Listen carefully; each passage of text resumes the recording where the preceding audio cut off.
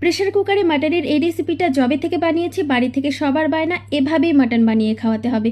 তার জন্য 1 কেজি পরিমাণে মাটন নিয়ে নিয়েছি। এর মধ্যে বড় চামচে 2 চামচ টক দই, 1 চামচ আদা রসুন বাটা, 1 চামচ লবণ, 1.5 চামচ সর্ষের তেল দিয়ে 1 ঘন্টার জন্য খুব ভালোভাবে মাটনটাকে ম্যারিনেট করে নিলাম। অন্যদিকে 1/4 কাপ সর্ষের তেল, এখানে 3টে বড় সাইজের পেঁয়াজ কুচনো দিয়ে দিয়েছি, একটুখানি চিনি দিয়েছি।